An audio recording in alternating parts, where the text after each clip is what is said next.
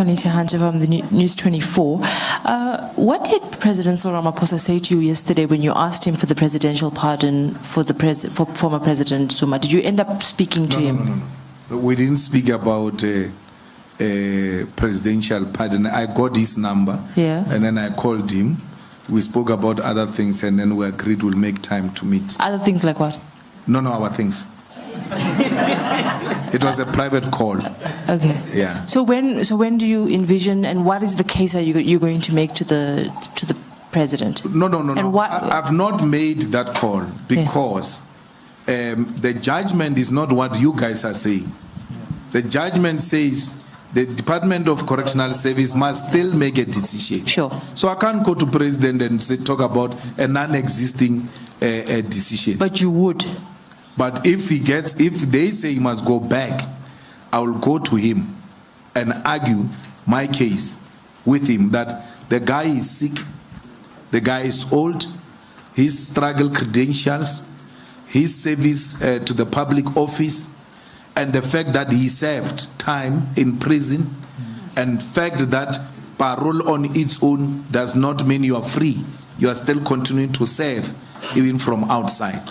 It's enough for you to give him a presidential pardon to avoid a possibility of instability which was experienced yesterday. I just have one very quick question. Yeah. You faced a lot of criticism at the State of the Nation address when the EFF, pounced the stage where President Cyril Ramaphosa was addressing the nation, and there's a sense of fatigue in society about the EFF sort of taking this kind of violent positions, whether it's storming stores or that type of thing. And we saw it, you've done it many times at State of the Nation address. You are 10 years old now. Like you're saying, you can pick up the phone and speak to President Ramaphosa.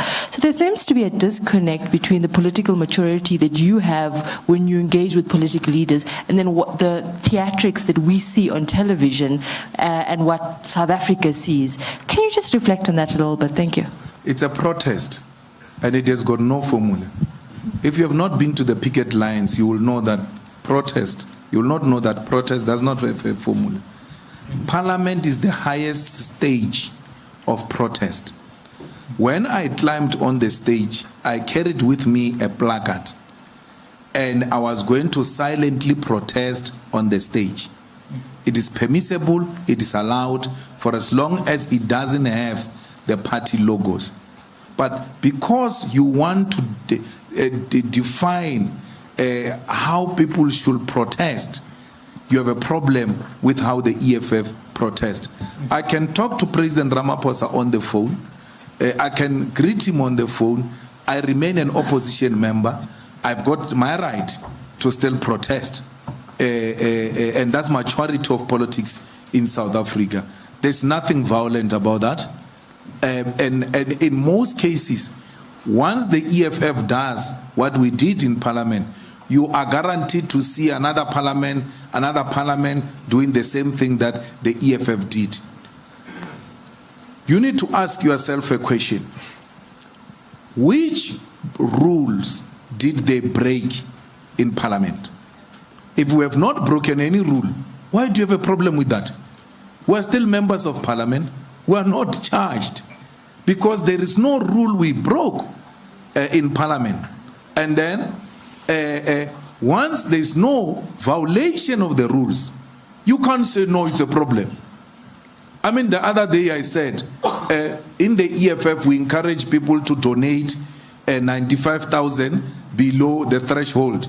And then the journalists call around, why do you do what you are doing? And I said to the spokespersons, tell them you are not violating any law. You are saying to people, comply with the law.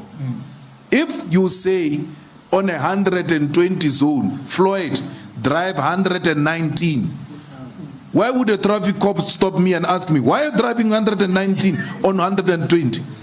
So they just, even when you do something that is illegal, because it comes from your mouth, they want it to sound like it's illegal. If John Steenhuisen had done that thing I did, these questions were not going to be asked. So John even after that day where we now resorted to taking up the placards, and it is because they said no one is going to speak now. It's done. You're not. Then we decided, okay, since you are refusing us to speak, we take out the placards. We are going to protest in silence. Then they pushed us out. What happened? Which media wrote about John Steenhuisen speaking after people were chased out, told not to speak, and they insisted on speaking? John spoke. You know what saved John? The color of his skin. You look at how the ANC treats the DA in parliament and treat the EFF. John, if he does the same thing that they said we can't do, they dare not touch them. They love their whites like that.